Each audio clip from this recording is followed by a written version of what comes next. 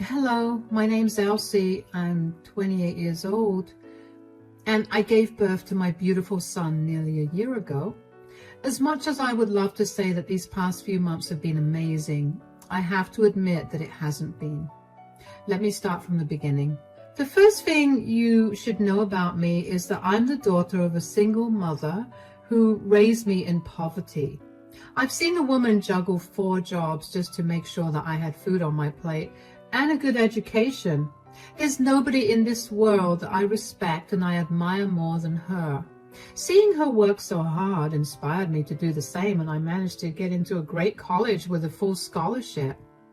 I picked up a few odd jobs to manage my expenses as well, and I was living well. During my last year of college, I met my now ex-husband, Peter. Peter and I met at the coffee shop that I worked at. He was a regular and happened to turn up one day at closing time when I was the only one there. We got to talking and we decided to go on a date. One date turned into many more, and then we were in an official relationship. One thing about Peter, he came from a very privileged background and he let that show in every way possible. He never wore cheap clothes and almost always had the best version of every electronic gadget. He even had his own house by the age of 22. Anyway, I didn't care for his money. I knew firsthand how money never made me as happy as I was when it was only my mother and me. Peter and I got married after dating for 3 years. It was honestly one of the best days of my life. About 2 years after we got married, we were both ready to start trying for a baby. I got pregnant pretty quickly, and before I knew it, 9 months had passed and I was nearing my due date. Now, I wanted my mother to be by my side while I was giving birth because I wanted her to be there with me at all major milestones of my life. Unfortunately, my mom had to work, so she couldn't attend. My mom continued to work hard and refused to let me help out with money at all. The only way she'd accept help is if I bought her groceries or other important things that she probably wouldn't have been able to afford, so I did that instead. Anyway, I ended up giving birth to the most beautiful, perfect baby boy. I was discharged from the hospital the next day, and my mom came over that very day to meet me and the baby. Since it was the weekend, she asked me if she could stay with me and help me recover and get used to having a newborn at home. Of course, I agreed. I made that decision without Peter, so as soon as he got home from work, I informed him of my mom staying with us. "Sweetie, so I need to tell you something." "Yes, what is it?" "So, my mom is in the other room. She came to visit me after giving birth to check in on me and to meet our child." "Okay." "Yeah, and she asked me if she could stay for the weekend, and I said yes." "Elsie, you know I don't like that." "Why?" "I mean, doesn't your mom have to work? She's barely making ends meet as it is." "Yeah, but she took the weekend off just so she could be here with me." "I don't think that's a very smart idea." "Why? What's the problem you have with her being here? It's only one weekend. It's not like she's staying here for a month." "I don't have a problem with her." "Don't even lie. Tell me what the issue you have with her, or so help me God, I'll raise hell for you." "Calm down. Look, you just gave birth and your hormones are all over the place. Why don't we just let this go?" "First of all, don't you dare blame my hormones for this. I am genuinely curious to know why you think it's a bad idea for my mother to be in our house and to be with me after I gave birth. Secondly, we're not letting this go till you answer my questions." "Fine. If you really want to know, I'll tell you.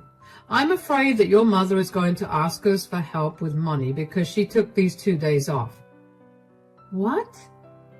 You've got to be kidding me. When has my mom ever asked us for financial help?" "She hasn't. Yet. You never know when she could turn." "You sound insane. This is my mother we're talking about. She refused to take money from us even when she was really struggling. What makes you think she'll ask us for money when we just had a child?" "Look, You're probably too caught up with your emotions to think logically. But what I'm saying is not that far-fetched either. No, you listen to me. The only person I wanted by my side while I went into labor was my mother. She felt horrible that she couldn't be there, and this is her way of making up for it.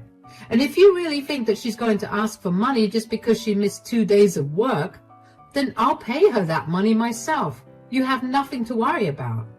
Okay, as long as you agree that it's going to come out of your wallet, I don't mind.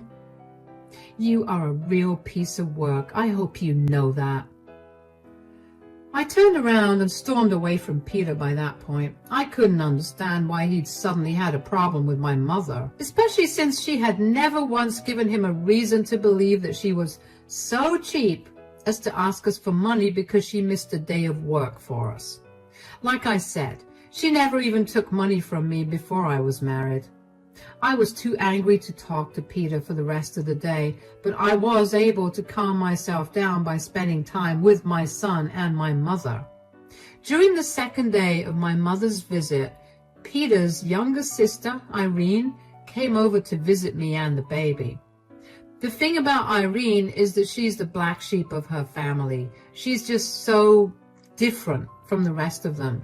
She doesn't have the pride or the ego that the rest of her family has, and I have to admit that I admired her for that. She was in her last year of college, and she was doing well, as far as I knew. Because of how much I liked her, having her over was nice for me. Irene asked us if she could stay over with us for the night, considering the next day was a Sunday, and Peter and I had no objection to it. We spent the night playing a variety of games and ended it by watching a movie.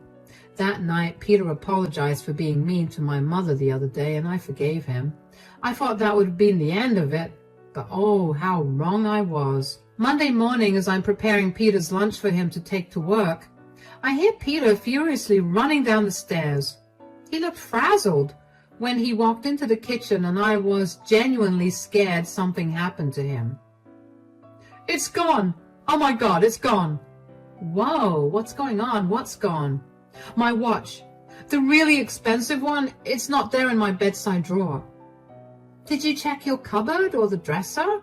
No, Elsie, I only checked one place and decided it was missing. Of course I looked everywhere. Okay, I'm sorry for asking a stupid question, but why don't we calm down a little and try to think rationally about where it could possibly be? I don't know any other place it could be. Besides, I didn't even take it out last week. I mean, we're both overtired from taking care of our child, and we're both constantly sleep deprived now. Maybe you took it out, but you don't remember. You think I wouldn't remember taking out my $2,000 watch? You know I guard that thing with my life. I'm just listing out possibilities here. You don't have to get mad at me. Oh no, I do have to get mad at you. I know for a fact that my watch was stolen, and there's only one person that I can think of who did this. What are you talking about? I'm talking about how your mother stole my watch. What? Did you realize how insane you sound? Do I really sound insane? Or am I just telling you the truth? I told you that letting her live with us was insane. Why in the world would my mother steal from you? Because she probably wanted to be compensated for her days off.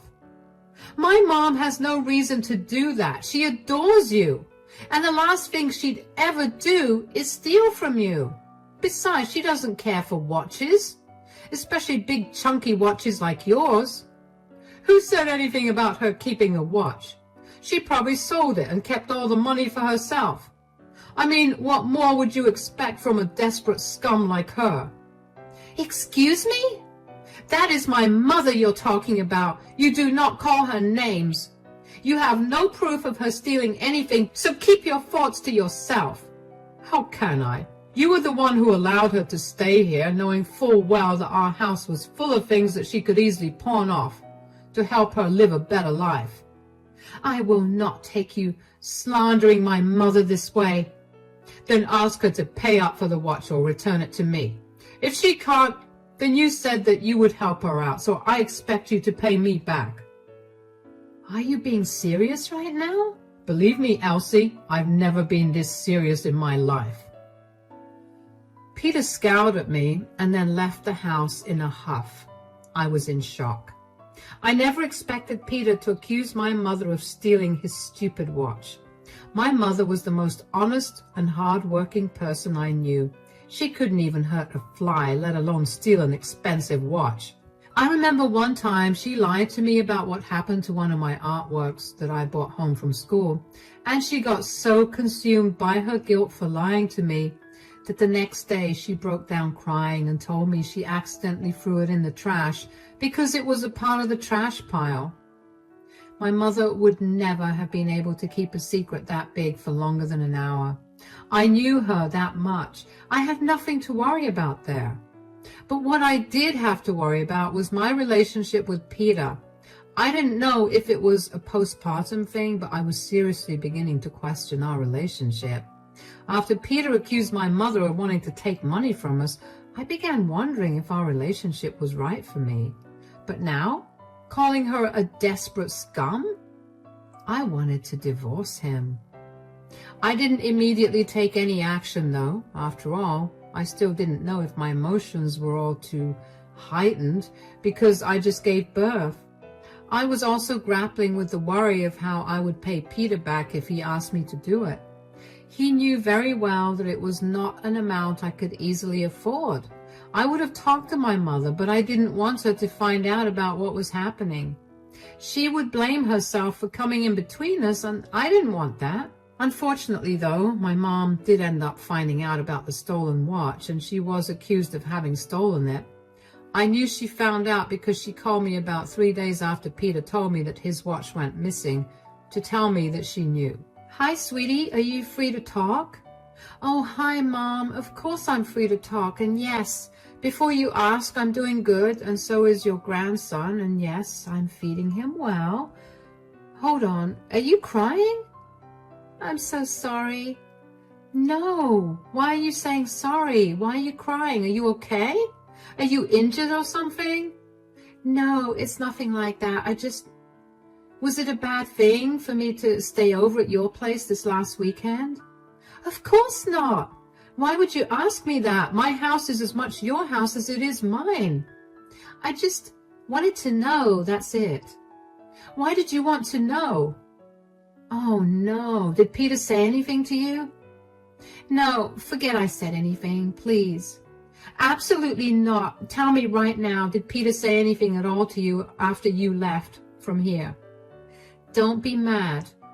But he called me up 2 days ago and he began yelling at me. He called me all sorts of names, including a thief. I had no idea what he was talking about, and then he told me that his $2,000 watch was missing. He told me that the only person who could steal it was me, and Sweetie, you have to believe me. I didn't steal anything. Mom, I know you didn't steal anything. I told him as much.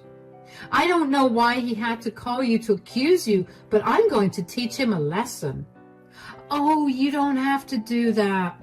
Just as long as you believe me, I'm okay. I didn't tell you immediately because he threatened to take legal action against me if I told you.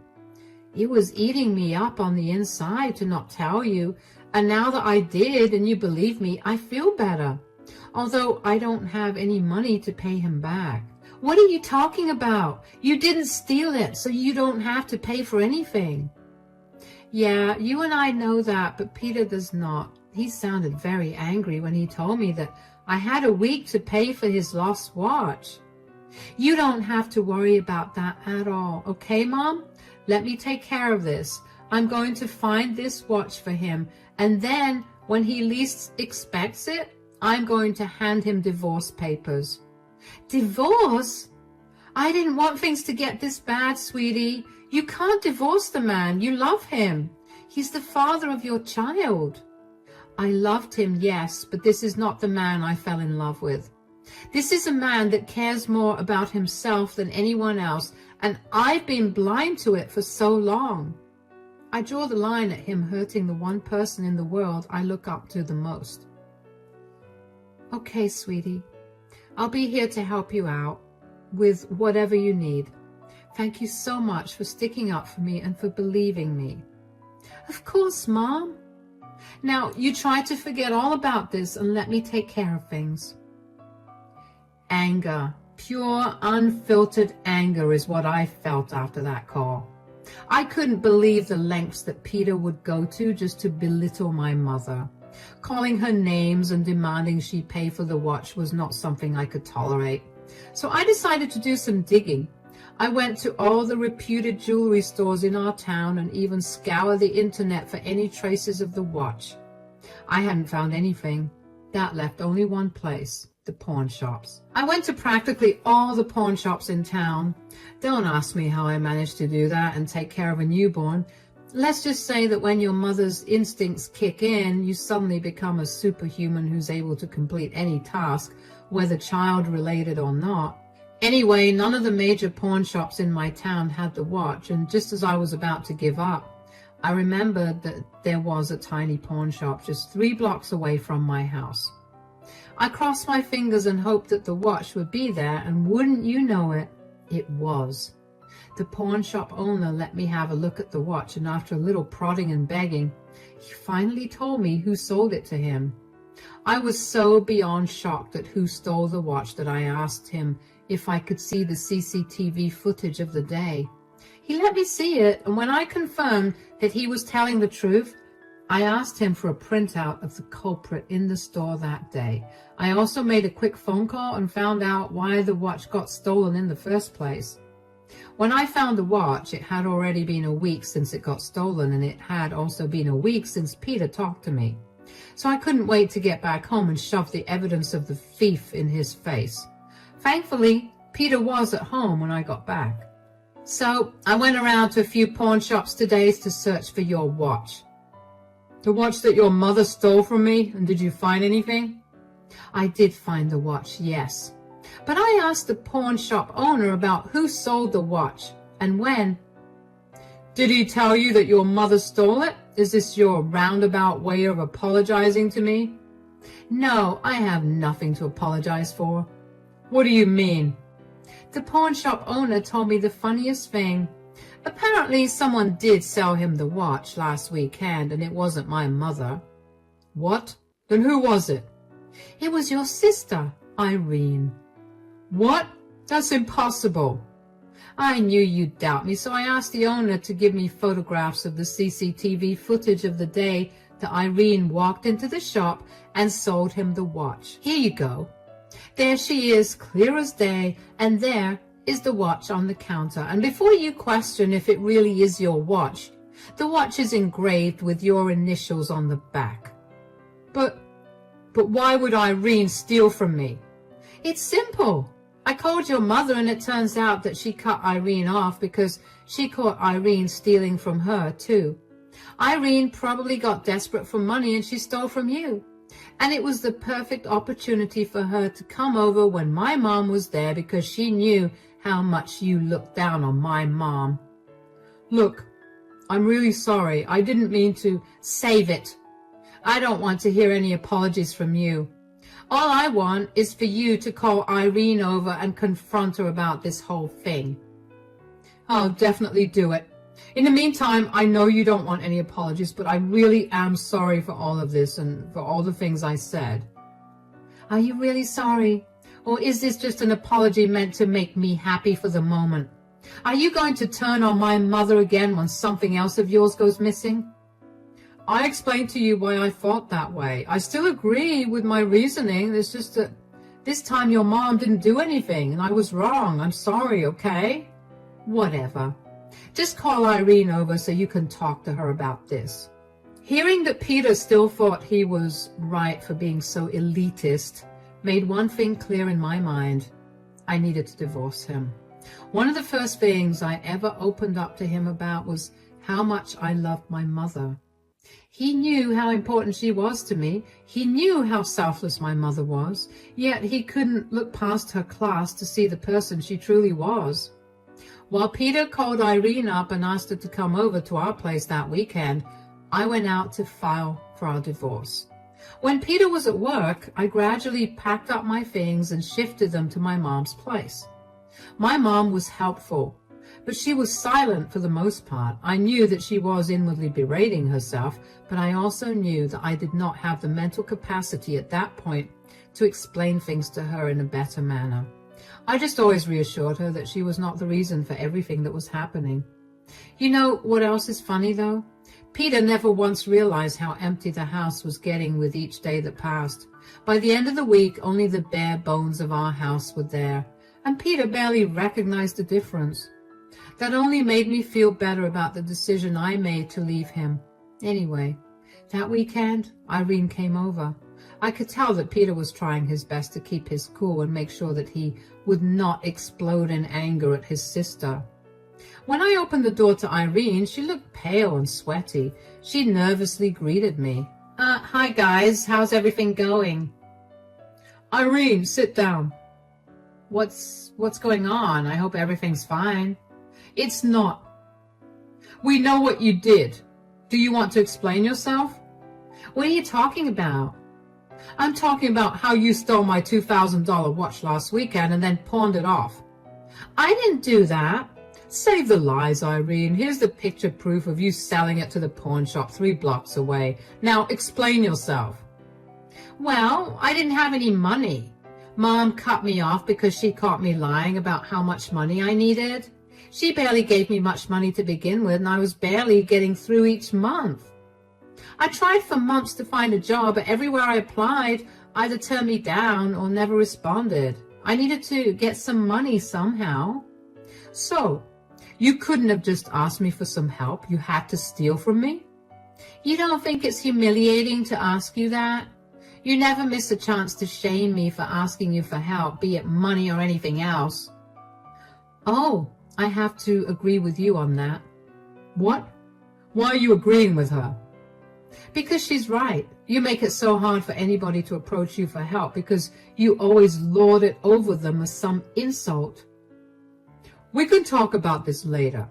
No, actually, I don't want to talk about this later. Here's the divorce papers. I'm moving out. What? What is this? Why are you divorcing me? I don't want to be with a man that would so willingly accuse my mother of stealing from him and then calling her a desperate scum just because she earns less than him. Not to mention, you didn't even apologize for anything that you said. You cannot be serious, Irene. This is all your fault. If you hadn't stolen my watch, I wouldn't have to deal with a divorce. No, Irene, you are not to blame for the divorce at all. Look, I get how hard it is to get a job right now, and I'm sure that I could help you find something. You stealing the watch only finally opened my eyes to what kind of a person Peter truly is. You're taking the side of a thief over the father of your child? If you can't see why exactly she became a thief, then it's only proving my point.